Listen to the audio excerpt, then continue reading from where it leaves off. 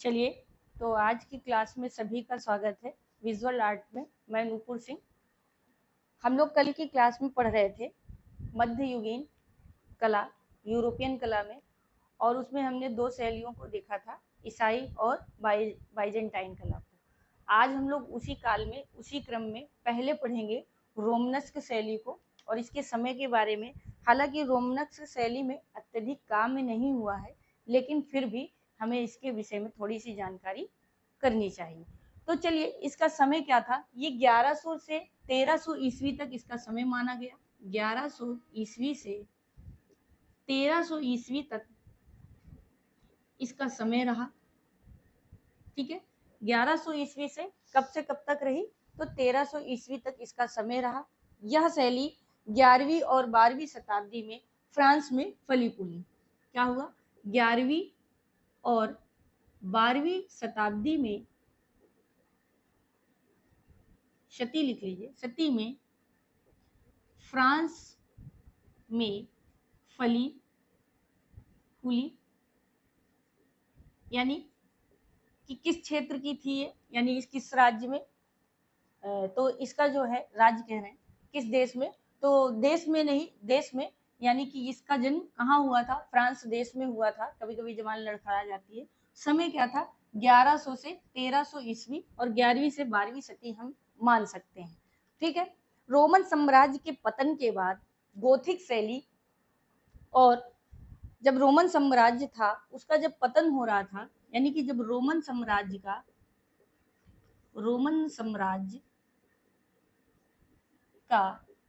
पतन व गोथिक शैली का उद्भव या संगम काल के समय में यह शैली पनपी, है ना। यानी कि जो रोमनस्क साम्राज्य था उसका पतन धीरे धीरे हो रहा था, उसी समय गोथिक शैली का उद्भव था, जिसे हम कहते सकते हैं पूर्व संक्रमण काल था। यानी दोनों समय मिल रहे थे, उसी समय इस शैली का उद्भव हुआ। इस शैली के प्रमुख केंद्र कौन कौन से थे? प्रमुख केंद्र, देखिए, आपसे ये पूछेगा रोमनस्क शैली का समय पूछ सकता है, पहली चीज। दूसरा आपसे पूछेगा इस शैली का उद्भव कहाँ हुआ? तो फ्रांस में हुआ था। ठीक है, किस देश में? और मुख्य रूप से इस शैली के केंद्र क्या क्या थे? तो फ्रांस, इंग्लैंड और स्पेन। ठीक है, तीन जगहों पे इसके मुख्य केंद्र थे। यानी रोमनस्क शैली का जो मुख्य केंद्र था वो कौन कौन सा था, या कौन कौन से देश थे? तो फ्रांस, इंग्लैंड और स्पेन, ये तीन देश थे। ये जो कला है ये भी कैसी थी? ये धर्म प्रधान कला थी। धर्म प्रधान कला थी। देखिए, कहीं ना कहीं हर कला का उद्भव जब भी हुआ है उसका कारण धर्म ही रहा है। ठीक है, तो धर्म प्रधान कला थी, और ये किस धर्म से संबंधित थी? ईसाई धर्म से, है ना। किस धर्म से? ईसाई धर्म से। ठीक है, अगर रोमनस्क कला का संबंध धर्म से पूछे तो ईसाई धर्म से था। सौंदर्य मूलक और उपयोगितावादी कला थी। कैसी थी? सौंदर्य मूलक और उपयोगितावादी कला थी। ठीक है, कैसी कला थी? तो सौंदर्य मूलक और उपयोगितावादी कला थी। देखिए, जो लोग क्लास से जुड़ते हैं वो एक लाइक जरूर किया करें। थोड़ा सा डिजिटल नहीं है, लेकिन समझने का प्रयास करेंगे। कोशिश यही है कि आप परीक्षा की दृष्टि से आपको कुछ अच्छा दिया जाए। क्वेश्चन वन लाइनर पढ़ना एक अलग बात है, लेकिन किसी चीज को डीपली पढ़ना एक अलग बात है। तो क्लास को लाइक, शेयर, सब्सक्राइब जरूर करते रहें। यहाँ पे जो हमें इसके साक्ष्य के रूप में जानते हैं, कैसे यानी दर्शन होते हैं। तो जैसे मान लीजिए यहाँ पे जो है धातु से निर्मित अवशेष पात्रों में, धातु से निर्मित अवशेष पात्रों में, ठीक है। इस कला के दर्शन होते हैं, उनमें हमें चित्रकारी देखने को मिलती है रोमनस शैली की।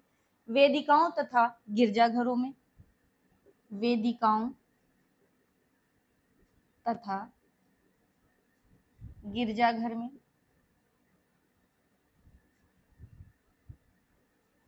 ठीक है। इस कला का संबंध कहाँ कहाँ से था, तो धातु के निर्मित जो अवशेष पात्र थे उससे, और वेदिकाओं तथा गिरजाघरों में भी हमको इसके दर्शन होते हैं, यानी इस कला को हम देख सकते हैं कहाँ कहाँ इसका प्रयोग किया गया। अब मुख्य रूप से ये थोड़ा सा रोमनस्क कला थी। आपसे इम्पोर्टेंट सिर्फ इसका क्या पूछेगा, समय, ठीक है। किस देश से संबंधित थी, फ्रांस से। कैसे इसका हुआ, तो गोथिक और रोमन साम्राज्य का जब पतन हो रहा था उसके समन्वय से हुआ। मुख्य केंद्र कौन कौन से थे, तो आपके फ्रांस, इंग्लैंड और स्पेन। बाकी ये धर्म प्रधान शैली थी, किस धर्म से था और उपयोगिता क्या थी, ये आपको बताया गया। चलिए अब हम लोग इसके आगे पढ़ेंगे गोथिक शैली को, जिससे सबसे ज्यादा आपसे क्वेश्चन पूछे जाते हैं।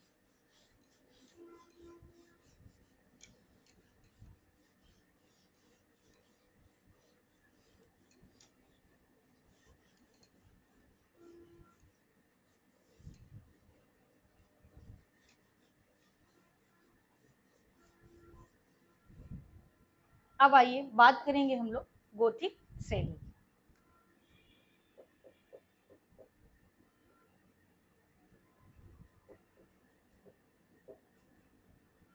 और इसी से बाइजेंटाइन कला और गोथिक शैली से ही सबसे ज्यादा क्वेश्चन पूछे जाते हैं। गोथिक शैली का जो समय था वो 1135 से लेकर 1300 ईस्वी तक था। 1135 ईस्वी से 1300 ईस्वी तक था, ठीक है। कब से कब, तो 1100 से 1335 ईस्वी तक यह समय रहा। गोथिक शब्द का सर्वप्रथम प्रयोग कहाँ हुआ, किसने किया, तो गोथिक शब्द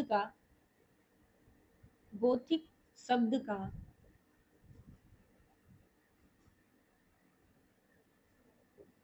सर्वप्रथम प्रयोग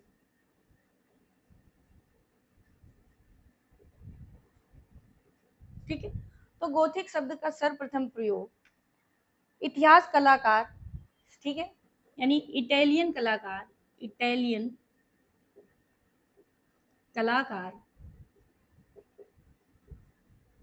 व इतिहासकार, ठीक है, कौन थे, वो इटालियन कलाकार और इतिहासकार थे। कौन थे, जियो जोर्नी, जियो जियो जोर्नी, जियो जियोर्नी, ठीक है, जियो जियोर्नी, ठीक है, जियो जियोर्नी वासारी ने, ठीक है, वासारी के द्वारा किया गया था। किसके द्वारा, वासारी या वासरी लिखा रहता है, कहीं कहीं वासारी लिखा रहता है, तो वासारी के द्वारा किया गया, ठीक है। किसके द्वारा, तो जियो जोरियो वासारी के द्वारा किया गया। कभी कभी कोई कोई शब्द हम लोग उच्चारण करने में क्लियर नहीं कर पाते, लेकिन ठीक है, लिखा हुआ आप लोग समझने का प्रयास करिएगा। इसके बाद हम बात करते हैं गोथिक शैली जो है रोमनस्क शैली का ही क्या है, विकसित रूप है। गोथिक शैली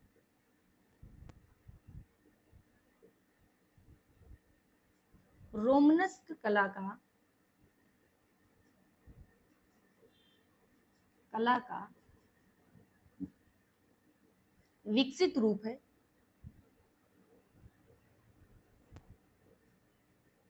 देखिए, हर कला किसी न किसी विकसित कला से जुड़कर ही आगे बढ़ी है, एक के बाद एक कला का उद्भव होता ही रहा। तो जब रोमनस्क कला आई, उसके बाद गोथिक कला का जब उद्भव हुआ, तो ये थोड़ा सा इसका विकसित रूप था। कार्य और शैली या पद्धति सब मिलती जुलती ही रही, लेकिन थोड़ा थोड़ा क्या होता, उसको और थोड़ा अच्छा करके कलाकारों ने पेश करना चालू किया। इसके बाद 12वीं सदी फ्रांस में इसका हम क्या मानते हैं, 12वीं सदी फ्रांस में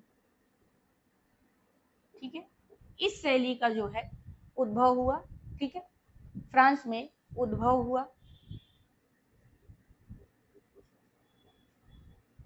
तो अगर आपसे पूछे कि गोथिक शैली का उद्भव कहाँ से हुआ, पूछता है किस देश में, तो फ्रांस में हुआ था, ठीक है। इसके बाद अब हम बात करेंगे जो है गोथिक शैली का उद्भव या वास्तु शैली के विकसित रूप हमें कहाँ को देखने को मिलते हैं। तो गोथिक शैली का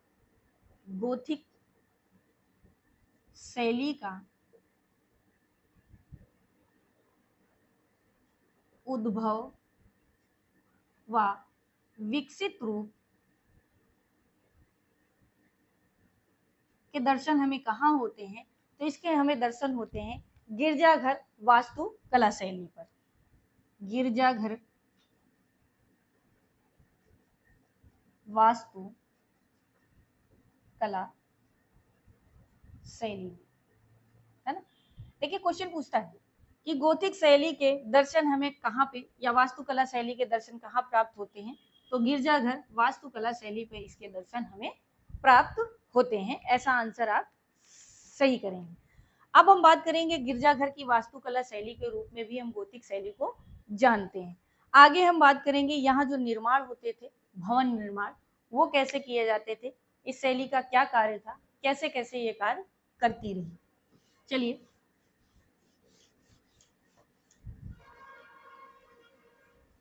ज्यादातर लोग यही पढ़ाते हैं, गोथिक शैली का संबंध गिरजाघर कांच की खिड़कियों से, रंगीन कांच की खिड़कियों से है, बस इतना ही पढ़ाकर टॉपिक को समाप्त करने का प्रयास किया जाता है। चलिए अब हम पढ़ेंगे कि इनकी जो शैली है उसके दर्शन हमें कैसे होते हैं। तो प्रथम भवन निर्माण, तो जो प्रथम भवन निर्माण हुए थे वो किस प्रकार से और कैसी शैली का प्रयोग करके किया गया था। तो यहाँ पे जो है सन डेनिस का गिरजाघर बना, किसमें हमें देखने को मिलता है, संत डेनिस का गिरजाघर, ठीक है, सर्वप्रथम इसका निर्माण देखने को मिलता है। और यहाँ जो है जिसकी स्थापना 1220 में हुई थी, यानी इसकी स्थापना कब हुई, 1220 में इसकी स्थापना हुई थी, ठीक है।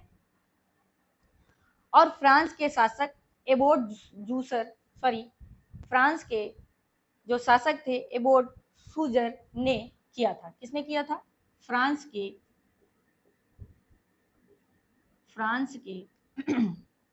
शासक एबोर्ड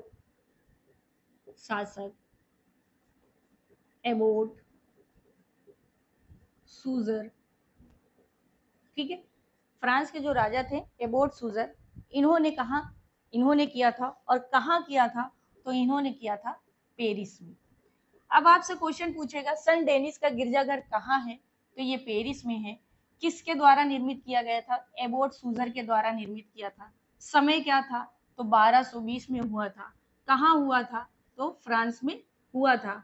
और ये संत डेनिस गिरजाघर का संबंध कहाँ है, तो गोथिक शैली से हमें मिलता है, जो कि गोथिक शैली का प्रथम उदाहरण के रूप में हम भवन जानते हैं, ठीक है। गोथिक शैली में जो भवन निर्माण होते थे, यानी अब इसकी बात करेंगे, जो भवन निर्माण होते थे तो वो किस प्रकार से होते थे। तो गोथिक भवनों में ऊंची ऊंची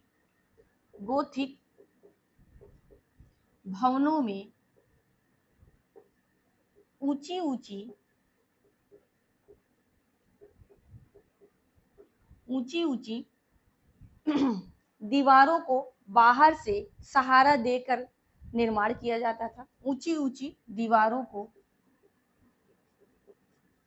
बाहर से सहारा देकर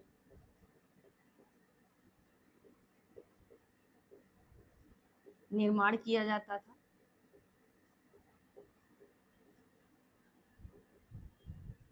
कैसे किया जाता था, बाहर से किया जाता था सहारा देके, जिसे क्या कहा जाता था, जिसे हम लोग क्या कहते थे, जिसे रक्षा पक्ष, ठीक है, क्या कहते थे, रक्षा पक्ष बनाए जाते थे। ठीक है। जैसे कि गोथिक शैली के जो भवन की ऊंची ऊंची दीवारें होती थी, बाहर सहारा दिया जाता था, कैसे, रक्षा पथ के द्वारा। और इसी रक्षा पथ को किस नाम से कहा जाता था, इन्हीं को जिन्हें हम लोग क्या कहते थे, फ्लाइंग बस्टेड। तो यही रक्षा पथ को किस नाम से कहा जाता था, फ्लाइंग बट्रेस। ठीक है, क्या कह के बुलाया जाता था, इन्हीं रक्षा पत्रों को कहा जाता था फ्लाइंग बट्रेस। ठीक है, इसका सर्वप्रथम प्रयोग कब हुआ, यानी जो ये इसका प्रयोग कहाँ किया गया, तो इसका प्रयोग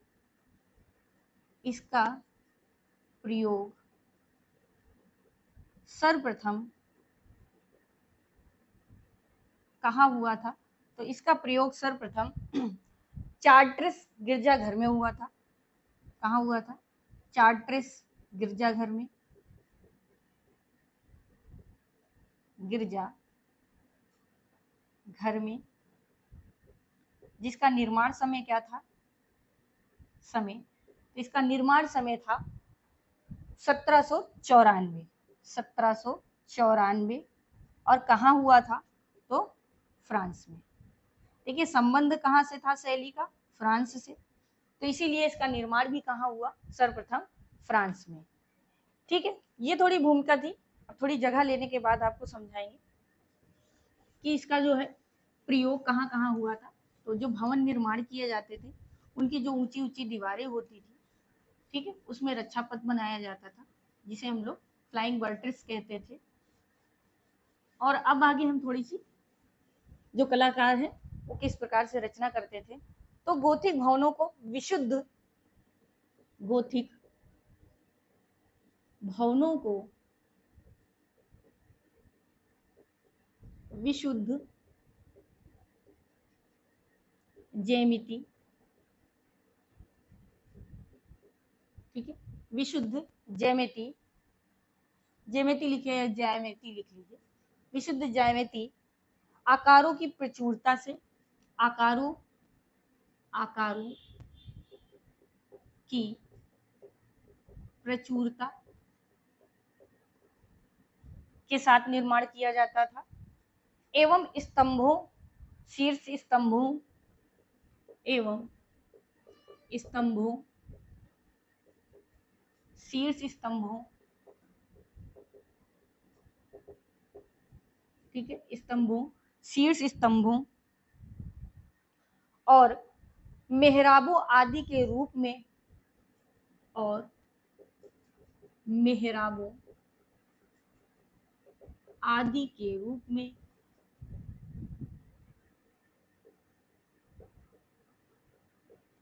ठीक है, मेहराबों आदि के रूप में रेखाएं या रेखाओं का, ऐसे कर लीजिए, रेखाओं का प्रयोग किया जाता है।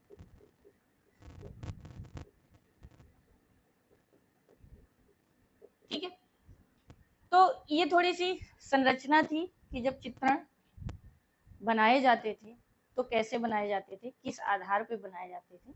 ठीक है, अब आगे हम बढ़ेंगे। इस शैली में नुकीले मेहराबों की संरचना होती थी। कैसी होती थी, इस शैली की जो विशेषता थी, इस शैली में नुकीले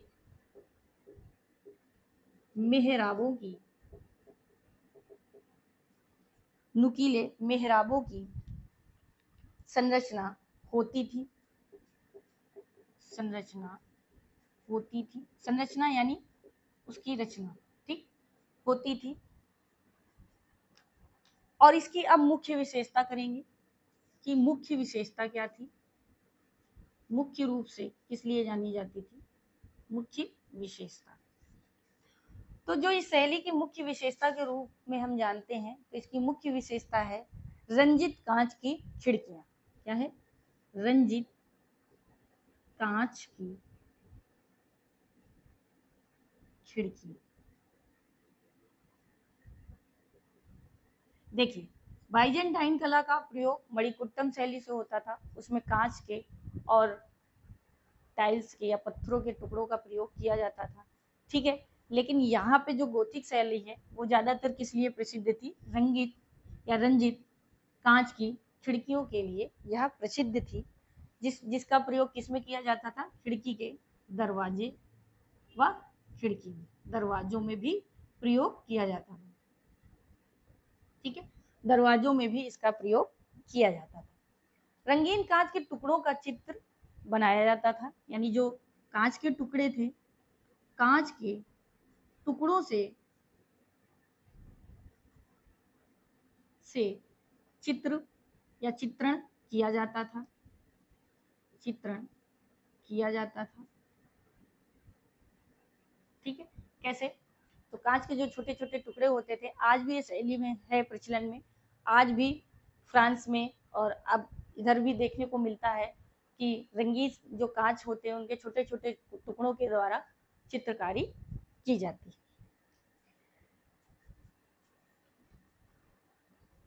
अब बात करेंगे जो आपका क्वेश्चन रहेगा। अगर आपसे क्वेश्चन ये पूछे कि रंजित कांच की खिड़कियों का संबंध किस शैली से है, तो आपको आंसर करना है गोथिक शैली से है। या पूछ ले गोथिक शैली की क्या विशेषता थी और 4 ऑप्शन हो, मणिकुट्टम, रंजित कांच की खिड़कियां, या रंजित कांच के टुकड़े, या रंजित खिड़कियां कांच की, ऐसे करके आपसे क्वेश्चन पूछता है, तो आप आंसर करेंगे रंजित कांच की खिड़कियां, गोथिक शैली का। चलिए अब हम इस शैली के कुछ चरमोत्कर्ष काल की बात करेंगे। किसके समय में ये अपने उत्कर्ष समय में रही है? पूछ लेता है कभी कभी क्वेश्चन कि गोथिक शैली का उद्भव या चरमोत्कर्ष समय किसका रहा है। चलिए अब बात करेंगे चरमोत्कर्ष काल।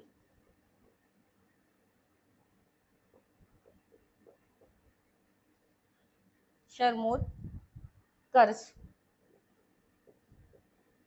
रूप। ठीक है, चरमोत्कर्ष रूप। तो इसका जो चरमोत्कर्ष रूप हमें देखने को मिलता है, कहाँ कैसे मिलता है? तो इसका जो है चार्टेस कैथेड्रल में हमें देखने को मिलता है। किसमें मिलता है? Charts cathedral. ठीक है, ये कहाँ है? तो पेरिस में है, पेरिस। ठीक है, कहाँ है? पेरिस में है। कब निर्माण हुआ था इसका? तो 1194 से 1220 में हुआ था। 1100 से 1220 में इसका निर्माण हुआ। ठीक है, कब हुआ? और यूनेस्को द्वारा इसे, यहीं पे लिख लीजिए इसको, यूनेस्को द्वारा इसे सन 1979 में 1979 में विश्व धरोहर के रूप में के को विश्व धरोहर के, कर लीजिए, के रूप में शामिल किया गया। ठीक है, तो विश्व धरोहर के रूप में हमने कब शामिल कर लिया? 1979 ईस्वी में शामिल हो गया था। और ये चार्टेस कैथेड्रल का निर्माण भी देख लिया, और ये गोथिक शैली का सबसे चरमोत्कर्ष समय भी था, और इसके दर्शन भी हमें इस चार्टेस कैथेड्रल में मिलते हैं, यानी गिरजाघरों में देखने को मिलते हैं। ये जो नाम है ये क्या है? ये गिरजाघर है। ठीक है, पेरिस के उत्तर में स्थित एमेल्सन तथा रीप्स गिरजाघर भी निर्मित हुए, यानी इस शैली में और भी गिरजाघर बने। तो देख लीजिए, पेरिस के उत्तर में स्थित, पेरिस के उत्तर में स्थित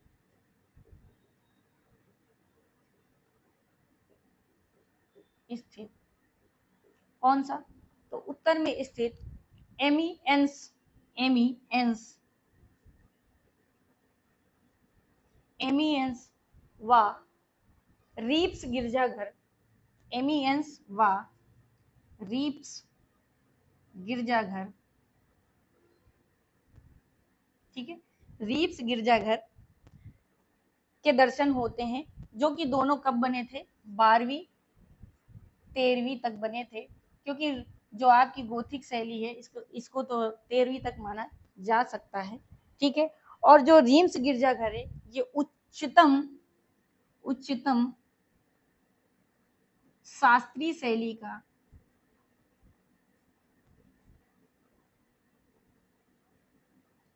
शैली का उदाहरण है, ठीक है। किस शैली का, तो शास्त्रीय शैली का रीम्स गिरजाघर सबसे अच्छा उदाहरण माना जाता है, ठीक है। अब बात करते हैं जो गोथिक शैली है, ये शैली आरंभ में उत्तरी फ्रांस की एक स्थानीय शैली थी, जो कि 13वीं शताब्दी तक गोथिक शैली का समय चलता रहा, यानी अंतरराष्ट्रीय स्तर में ये फैली रही।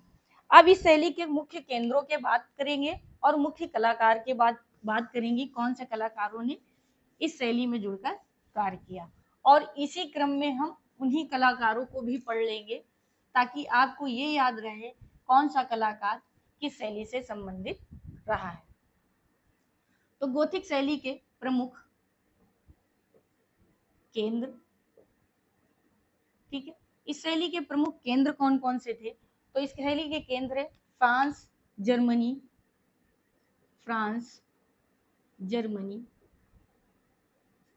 इंग्लैंड, ठीक है, फ्रांस, जर्मनी, इंग्लैंड, स्पेन, ये प्रमुख केंद्र थे। अब बात करेंगे इनके प्रमुख कलाकारों की, किन कलाकारों ने इस शैली में जुड़कर काम किया है, तो सीमा बुए,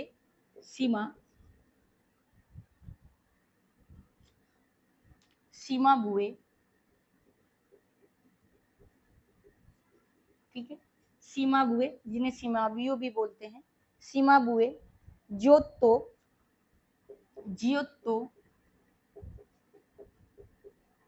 ठीक है, जियोत्तो, फिर है आपके आंद्रिया आर्केन,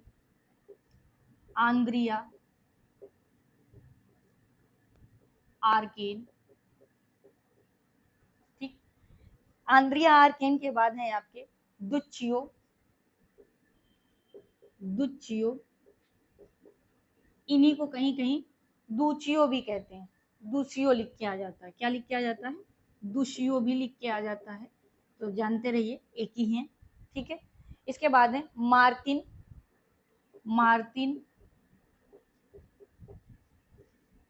और एक लास्ट आपके हैं एनर्जरसन, आदि ये जो कलाकार थे, इन्होंने जो है गोथिक शैली से जुड़कर काम किया, ठीक है। अब हम एक एक करके थोड़ा थोड़ा इनके बारे में भी पढ़ेंगे, और आज की क्लास में बस इतना ही। जो लोग इस क्लास को देखते हैं और इस चैनल में विजिट करते हैं वो क्लास को लाइक सब्सक्राइब जरूर करें, आपका एक लाइक हमारे लिए बहुत सपोर्टफुल है। तो इन फ्री क्लासों में जो हम लोग आपके लिए फ्री मेहनत कर रहे हैं, तो एक बार लाइक जरूर करें। बहुत बहुत धन्यवाद।